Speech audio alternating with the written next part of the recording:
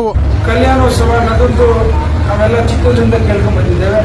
ಕೆಲವರೆಲ್ಲ ನಮ್ಮಲ್ಲಿ ಹಳ್ಳಿಗಳಲ್ಲಿ ತಾಯಂದಿರೆಲ್ಲ ತಿರುಪತಿಗೆ ಹೋಗ್ಲಿಕ್ಕಾಗಿರಲ್ಲ, ತಿರುಪತಿಗೆ ಹೋಗಿದ್ರು ಪ್ರಸಾದ ಸಿಕ್ಕಿರಲ್ಲ, ಪ್ರಸಾದ ಸಿಕ್ಕಿದ್ರು ಅದನ್ನ ಕೆಲವೊಂದು ಕಡೆ ಪೂಜೆ ಮಾಡಿ ಪುರಸ್ಕಾರದಲ್ಲಿ ತೊಡಗಿಸ್ಕೊಂಡಿರಲ್ಲ.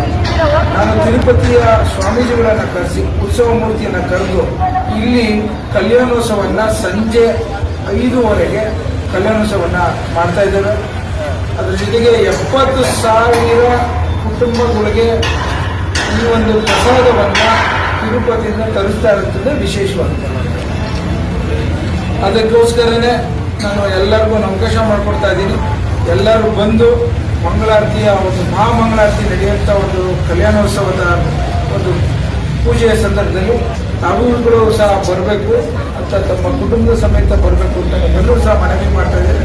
ನನ್ನ ತಾಲೂಕಿನ ಪ್ರತಿಯೊಬ್ಬ ಕುಟುಂಬದವರು ಇದು ಪಕ್ಷಾತೀತವಾಗಿ ಮಾಡ್ತಾ ಇರೋದು. ಇದು ಡಾಕ್ಟರ್ ರಂಗನಾಥ್ ಮಾಡ್ತಾ ಇರೋದು, ಇದು ಡಿ ಕೆ ಸುರೇಶ್ ಸಾಹೇಬ್ರದಲ್ಲ. ಇದು ವಿಶೇಷವಾಗಿ ಕುಣಿಗಲ್ ತಾಲೂಕಿನ ಆಸ್ತಿ ಆದಂಥ ಒಂದು ಆಧ್ಯಾತ್ಮಿಕ ಶಕ್ತಿಯಲ್ಲಿ ಮಾಡ್ತಾರಂತ ಕಲ್ಯಾಣೋತ್ಸವಕ್ಕೆ ಎಲ್ಲರೂ ಬರಬೇಕು ಅಂತ ನಾನು ಕೇಳ್ಕೊತಾ ಇದ್ದೀನಿ.